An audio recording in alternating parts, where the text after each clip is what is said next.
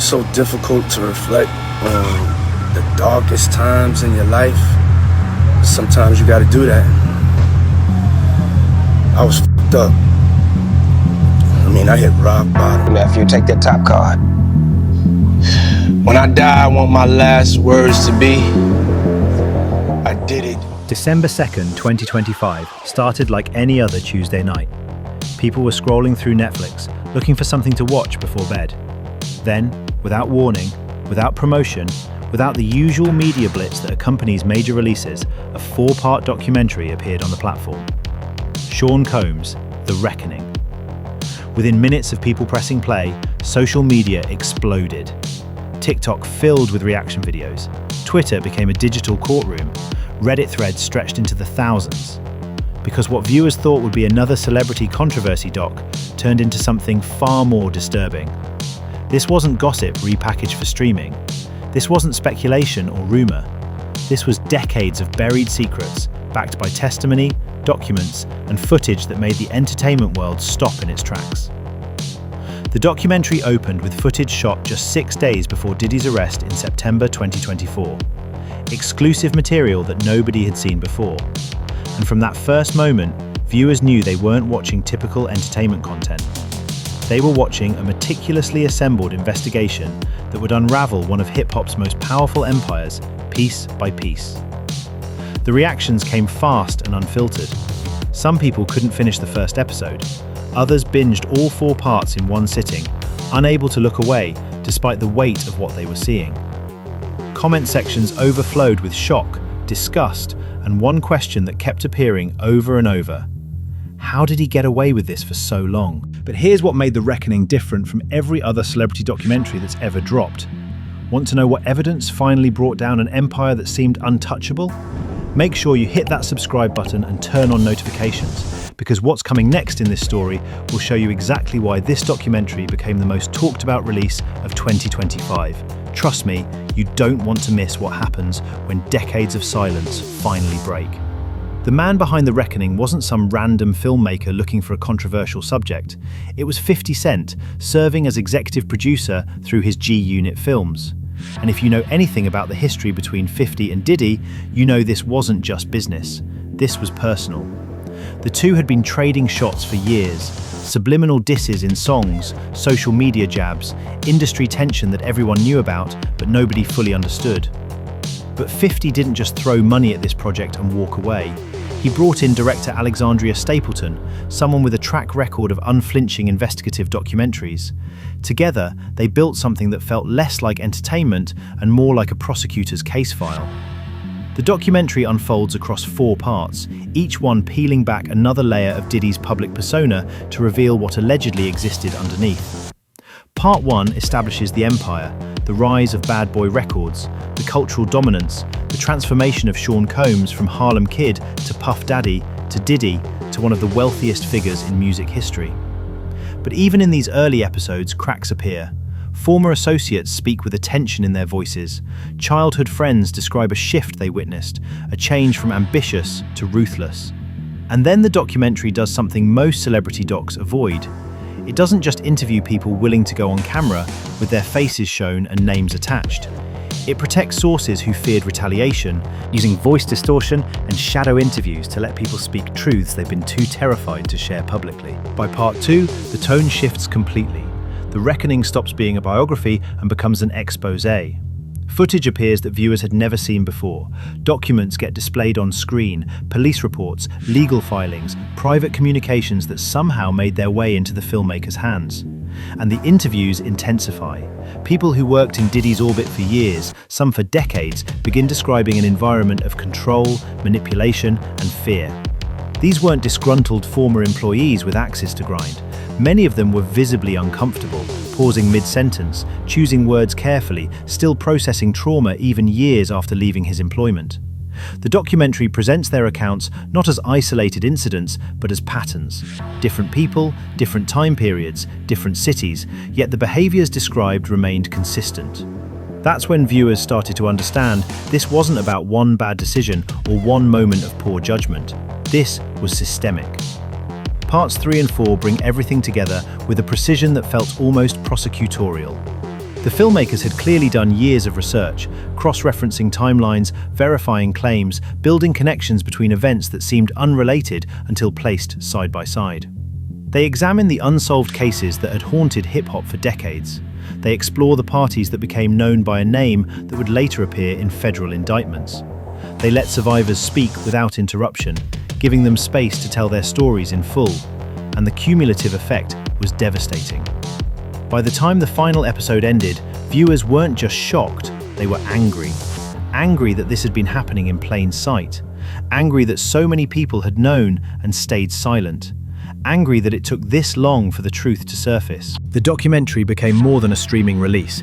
It became a cultural moment, a line of demarcation between before and after.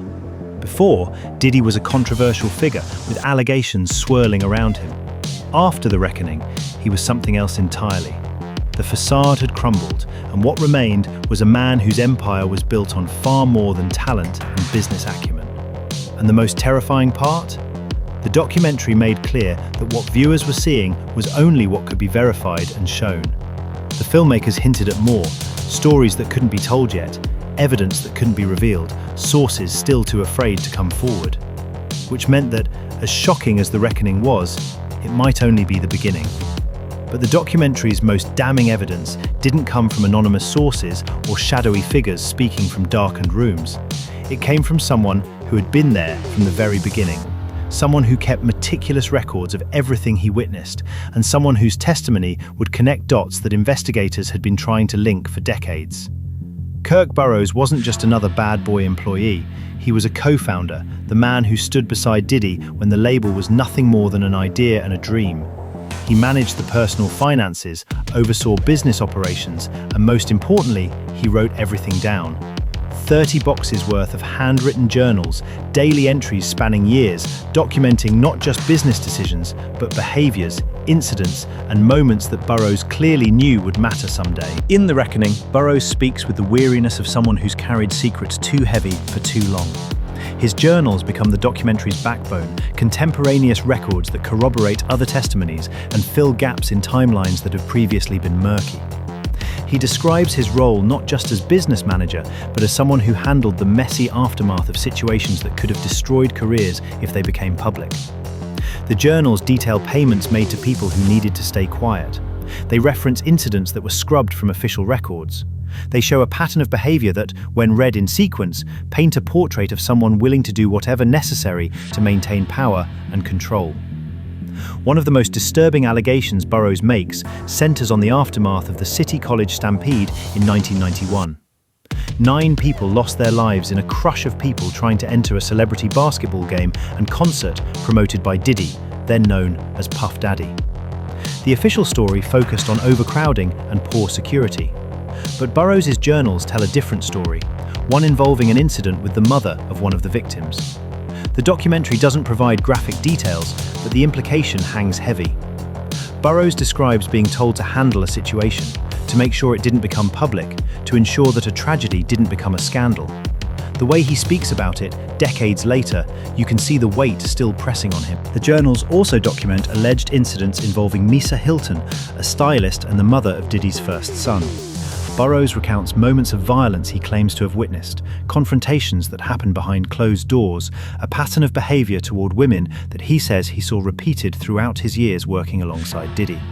He describes feeling complicit, staying silent because he needed the job, because he believed the music they were creating mattered more than the dysfunction behind it, because leaving would mean being blackballed from an industry that Diddy increasingly controlled. But the journals show he was documenting it all, perhaps as insurance, perhaps as a way to process what he was seeing, perhaps knowing that one day the truth would need to be told. Burroughs' testimony gains particular weight when combined with his eventual exit from Bad Boy. He was fired shortly after Biggie's murder in 1997, a termination he describes as retaliation for asking too many questions about finances and expressing concerns about the direction things were heading. After his firing, he claims he was blacklisted, unable to find work in an industry where Diddy's influence had grown so large that crossing him meant career death. The journals stopped being written after that, but they remained hidden away, 30 boxes of evidence waiting for the moment when speaking up wouldn't mean professional suicide. The reckoning gave Burroughs that moment, and the impact of his testimony reverberated through every subsequent episode. What makes his account so powerful isn't just the details he provides, it's the fact that his journals, written in real time without knowledge of how things would unfold years later, align perfectly with allegations made by people who never met Burroughs, who didn't have access to his journals, who were describing events from completely different vantage points. The consistency across independent sources transforms speculation into something far more solid. And for viewers watching at home, Burroughs' sections of the documentary were the moments when entertainment became evidence, when shocking claims gained the weight of documented history. But if Burroughs' journals provided the documentary's backbone, the next section delivered its most explosive allegations. For nearly 3 decades, 2 names have haunted hip-hop with questions that never received satisfying answers. Tupac Shakur, shot dead in Las Vegas in 1996, the notorious B.I.G., killed in Los Angeles 6 months later.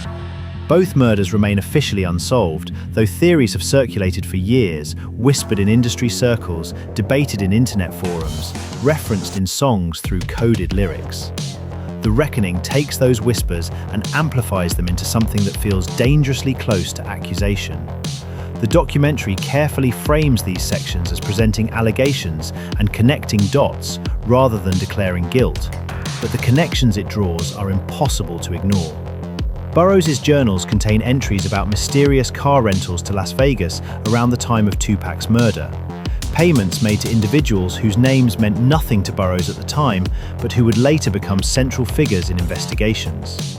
The documentary brings in Eric Von Zip Martin, a figure from the streets who allegedly served as a connector between the music industry and the criminal underworld.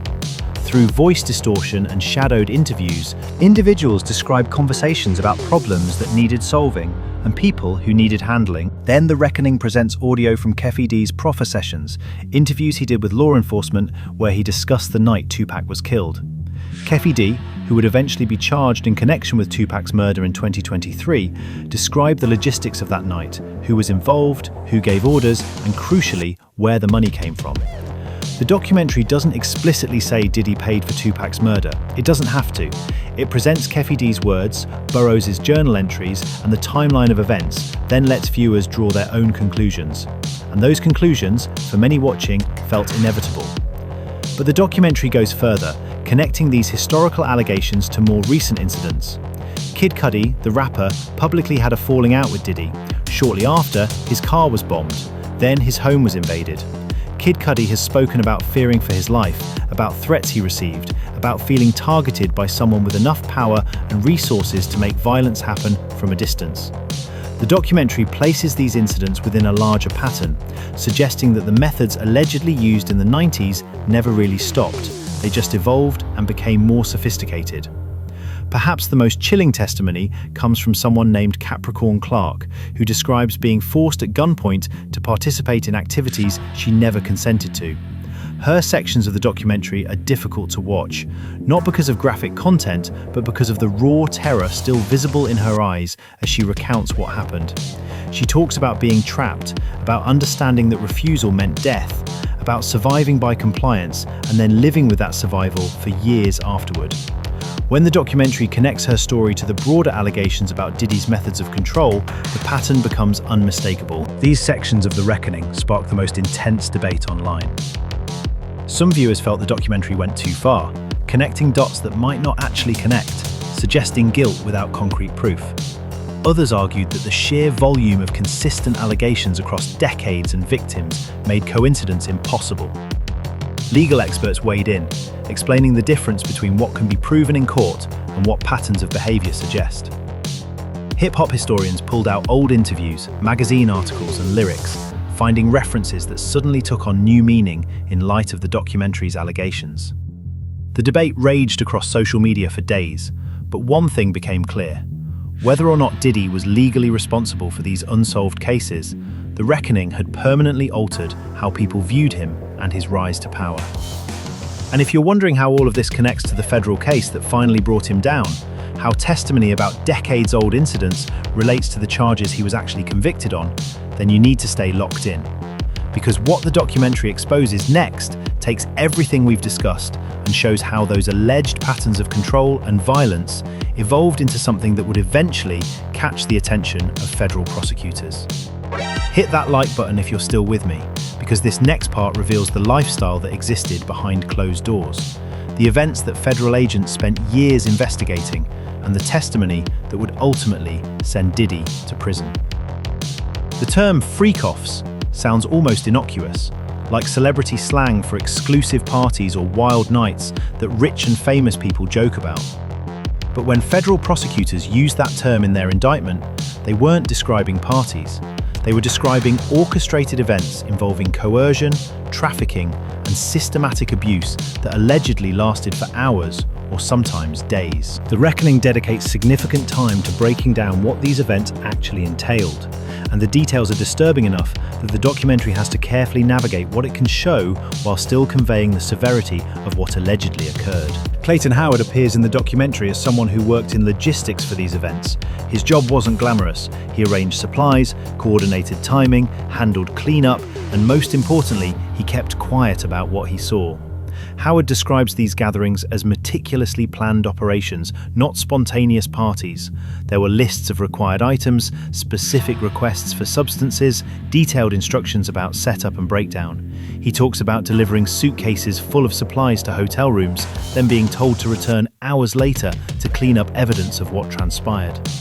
The cash payments were generous, enough to ensure loyalty and silence, but Howard's face in the documentary shows that no amount of money was worth what he witnessed. The federal indictment, portions of which are displayed on screen during the documentary, describes these events as elaborate productions involving multiple victims who were coerced through threats, intimidation, and manipulation of their careers and financial situations. Some participants allegedly believed their involvement would help their music careers. Others were told their existing careers would be destroyed if they didn't comply. Some were kept dependent through controlled access to money, housing, and resources, making escape seem impossible. And throughout it all, Diddy allegedly maintained control through a combination of promises, threats, and the implicit understanding that he had the power to make or break anyone in that industry. What makes these allegations particularly damning is the recording equipment. Diddy built his empire on music production, which meant he had professional-grade recording equipment readily available. Multiple sources in the documentary describe cameras being set up at these events, footage being captured, and that footage allegedly being kept as insurance, as leverage, as a way to ensure that participants would never speak about what occurred. When federal agents raided Diddy's properties in March 2024, they reportedly seized electronic devices, hard drives, and materials that corroborated much of what witnesses had been telling investigators. The documentary doesn't show this evidence directly, but it presents testimony from people who describe being recorded without consent, who talk about living in fear that footage of them would surface, who stayed silent for years because they knew documentation of their participation existed. The psychological manipulation described in these sections is as disturbing as the physical acts. Survivors talk about how Diddy would frame these events as expressions of loyalty, as tests of commitment to the bad boy family, as necessary steps for career advancement. They described feeling isolated from support systems, surrounded only by people on Diddy's payroll, unable to reach out for help because they didn't know who could be trusted. Some talk about substances being used to lower inhibitions or blur memories, making it difficult to fully recall details or to know whether they could trust their own recollections. The cumulative effect was an environment where victims questioned their own experiences, where they felt complicit even though they never truly consented, where shame and fear kept them trapped long after the physical events ended. The documentary also explores how the logistics of these events required a network of enablers. Staff who arranged travel and accommodations, security who ensured privacy and prevented interruptions, assistants who procured supplies and managed schedules, financial handlers who dispersed payments and handled non-disclosure agreements. The scale of organisation suggests this wasn't one person acting alone. It was a system, an infrastructure built over years, refined through repetition, protected by layers of people who had financial and professional incentives to maintain silence. And when federal investigators started pulling on that thread, the entire structure began to unravel. For viewers watching The Reckoning, these sections were the hardest to get through. Not because the documentary shows explicit content, it doesn't, but because the testimony is raw and the implications are horrifying. Social media filled with comments from people pausing the documentary to process what they were hearing, needing breaks between episodes, struggling with the realization that this had allegedly been happening for years, while Diddy maintained his public image as a successful entrepreneur and cultural icon. The cognitive dissonance of seeing red carpet photos and award show appearances while hearing testimony about what allegedly happened behind closed doors created an unsettling viewing experience that many described as genuinely traumatic. But what transformed these allegations from whispered industry secrets into federal charges was the testimony of specific individuals willing to go on record, to face their abuser in court, to risk public scrutiny and career consequences for the chance at accountability. And the most significant of those voices belonged to someone who had been trying to tell her story for years. Someone whose lawsuit had been dismissed by many as a bitter ex seeking revenge. Someone whose credibility was questioned until video evidence proved she had been telling the truth all along. The name Cassie Ventura should have been known primarily for her music career, for hits like Me and You that defined a moment in mid-2000s R&B. Instead, she became known for surviving a relationship with Diddy that she described as years of physical and emotional abuse. When she filed a lawsuit in 2023 detailing horrific allegations of violence, coercion, and trafficking, the internet had mixed reactions. Some believed her immediately. Others questioned her motives, pointed to the years she stayed with him, suggested she was trying to extort money from a wealthy man. The lawsuit was settled within 24 hours, which some took as evidence that Diddy wanted to make it go away quietly, while others interpreted as proof that the allegations weren't strong enough to stand up in court. Then, in May 2024, CNN obtained and released hotel hallway surveillance footage from 2016. The video showed exactly what Cassie had described in her lawsuit: Diddy physically attacking her, dragging her, kicking her while she was on the ground. The footage was grainy, silent, and absolutely damning. Suddenly, everyone who had questioned Cassie's credibility had to reconcile with video evidence that proved she had been telling the truth. Diddy issued a video apology, calling his behavior inexcusable, but the damage was done. The footage didn't just validate Cassie's allegations about that specific incident, it made people reconsider everything else she had claimed. In The Reckoning, the documentary examines how that surveillance footage became crucial to the federal case. Prosecutors had testimony from multiple witnesses, they had documentation of financial transactions, they had evidence seized during raids, but video footage of physical violence provided undeniable proof that at least some of what Diddy was accused of had actually happened. During the trial in July 2025, Cassie took the stand and testified about years of abuse. She described being controlled, isolated, manipulated, and terrorized by someone who had the power to destroy her career if she tried to leave. She talked about the freak-offs she was forced to participate in, the recordings that were made, the threats that kept her silent for years after finally escaping the relationship. Her testimony was corroborated by other witnesses who had no connection to her, who described similar patterns of behavior, who filled in details that matched timelines and locations she had mentioned. The prosecution built a case that showed Diddy's behavior wasn't isolated incidents or relationship dysfunction. It was a pattern of criminal conduct that spanned years and involved multiple victims. The hotel footage became the cornerstone of that case, the piece of evidence that was impossible to deny or explain away, the moment captured on camera that validated everything Cassie had been saying. The trial lasted weeks, with prosecutors presenting evidence that included testimony from over 30 witnesses, thousands of pages of documents, electronic communications, and physical evidence seized during federal raids. Diddy was charged with racketeering conspiracy, sex trafficking, and transportation to engage in prostitution.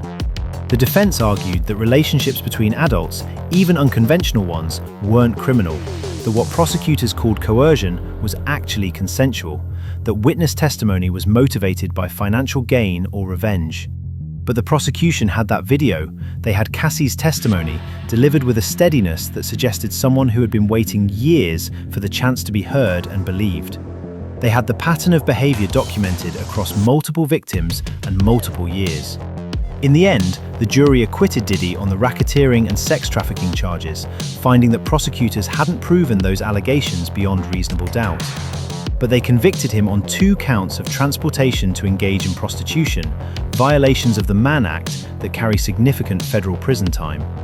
On October 14, 2025, Judge Arun Subramanian sentenced Diddy to 50 months in federal prison. During sentencing, the judge spoke directly to the defendant, noting that while the jury hadn't convicted on all charges, the evidence presented at trial showed a pattern of behavior that demonstrated a clear disregard for the autonomy and dignity of others. The judge emphasized that wealth and fame don't place anyone above the law, and that accountability, even when delayed, still matters. For Cassie, the conviction represented validation after years of being questioned, dismissed, and attacked online.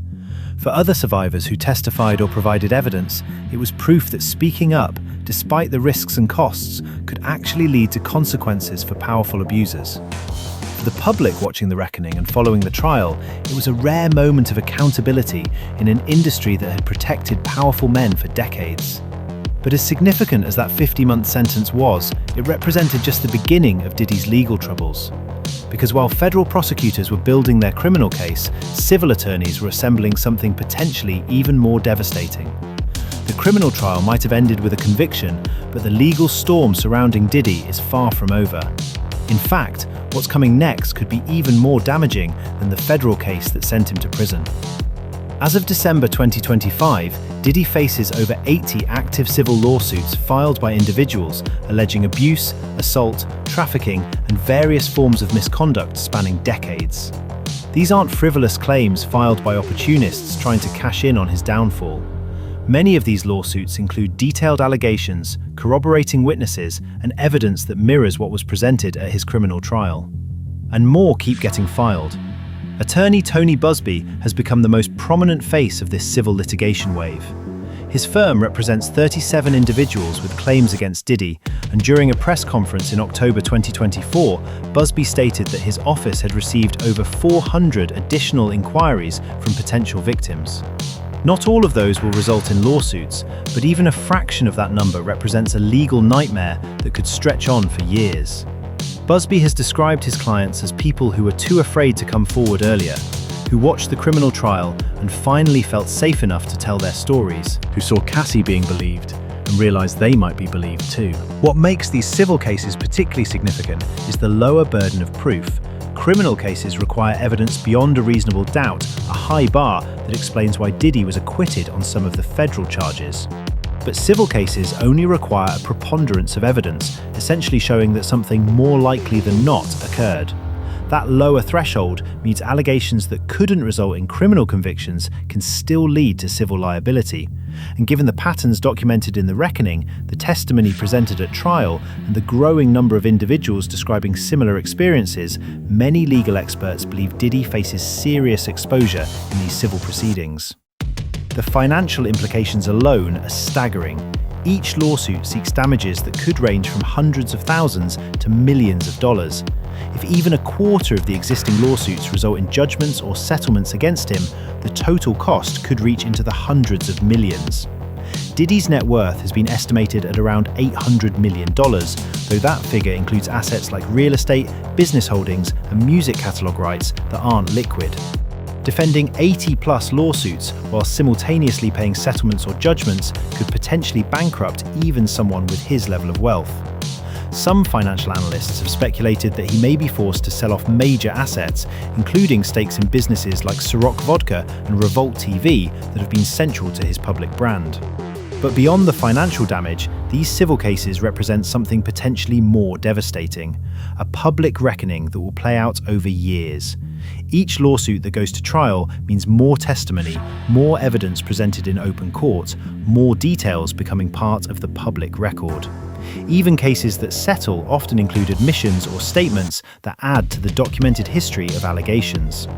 The cumulative effect is that Diddy's legacy, once defined by his contributions to hip-hop and business success, will now be permanently tied to these allegations and legal proceedings. Everything he built, every achievement that once seemed untouchable, will be viewed through the lens of what's been revealed. And here's what makes the future even more uncertain. If more evidence surfaces during these civil proceedings, if additional witnesses come forward, if documents or recordings are uncovered that strengthen the allegations, federal prosecutors could potentially bring additional criminal charges. Double jeopardy prevents someone from being tried twice for the same crime, but it doesn't prevent new charges based on new evidence or different incidents. Given that the reckoning and the civil lawsuits have already prompted dozens of people to come forward who hadn't previously spoken to investigators, the possibility of future criminal prosecution isn't just speculation, it's a genuine legal risk that Diddy's attorneys have to consider. Some legal observers have started doing the math on potential cumulative sentencing if new federal charges were filed and resulted in convictions. The Mann Act violations that got him 50 months are relatively narrow charges. But if prosecutors were to bring charges related to the racketeering allegations that the first jury didn't convict on, or if they built cases around specific incidents that have come to light through civil litigation, each conviction could carry additional prison time. Multiple convictions on serious federal charges, sentenced consecutively rather than concurrently, could theoretically result in sentences that reach decades. And if allegations related to violent incidents or unsolved cases were ever proven to the point of criminal charges, the exposure becomes almost unthinkable. This isn't to say that life imprisonment is inevitable or even likely based on current evidence. Federal prosecutors are cautious about bringing charges they can't prove, and the burden of proof for criminal cases remains high. But what the reckoning has done is transform Diddy from a powerful figure who seemed untouchable into someone whose entire life is now under microscopic examination. Every business dealing, every relationship, every incident from the past 3 decades is being scrutinized, investigated, and potentially litigated. The documentary opened a door that can't be closed, and what's walking through that door is an avalanche of accountability that will define the rest of his life. For the music industry, this moment represents a potential shift. For years, powerful men in entertainment operated with impunity, protected by networks of enablers, by non-disclosure agreements, by the implicit understanding that challenging them meant career destruction. But the reckoning, combined with the conviction and the ongoing civil cases, sends a different message. It says that power isn't permanent, that silence can eventually break, that patterns of abuse documented over decades will eventually catch up to abusers, no matter how wealthy or connected they are. Whether this actually leads to systemic change in the industry remains to be seen, but at minimum, it's created a template for how investigative documentaries, combined with criminal prosecution and civil litigation, can work together to create accountability. The next few years will determine what Diddy's ultimate legal fate looks like. He's currently serving his 50-month sentence, which will keep him in federal prison until sometime in 2029, assuming good behavior and standard release protocols. But those civil lawsuits will continue to proceed, with trials scheduled throughout 2026 and beyond.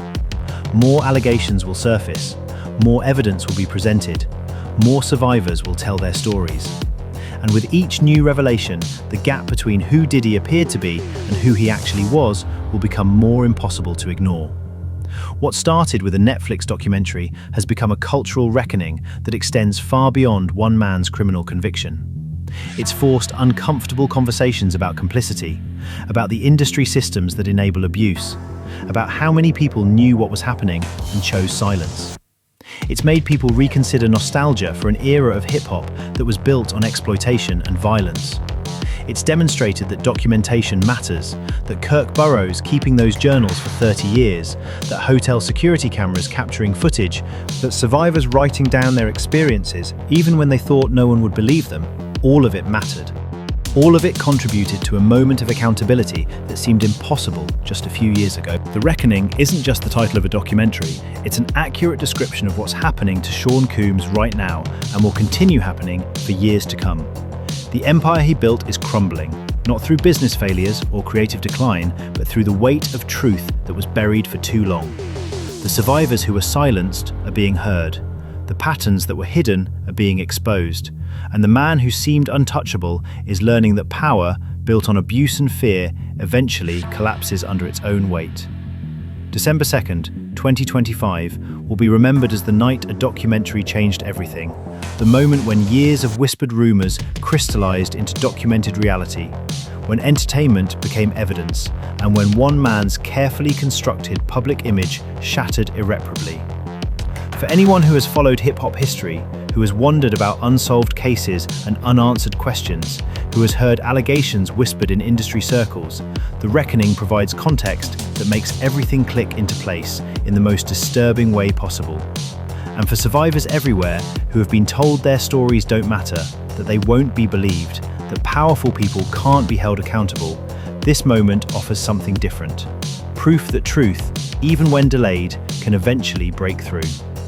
The documentary ends, but the story continues. More lawsuits are being filed, more evidence is being gathered, more survivors are finding the courage to speak, and somewhere in a federal prison, a man who once controlled an empire now has years to contemplate how it all fell apart. How secrets kept for decades eventually surfaced, how fame and wealth couldn't ultimately protect him from the consequences of his alleged actions. That's not speculation, that's not opinion. That's the reality Sean Diddy Combs is living right now. And it's a reality that The Reckoning made impossible for the world to ignore. This content is for educational and entertainment purposes. Information presented here may include opinions and speculation. Viewers are urged to form their own opinions. While this video discusses the documentary Sean Combs, The Reckoning, the criminal conviction, and ongoing civil cases based on available information as of December 2025, legal proceedings remain ongoing and all parties are entitled to due process. The speculation about potential future charges and sentencing represents analysis of hypothetical scenarios, not confirmed outcomes.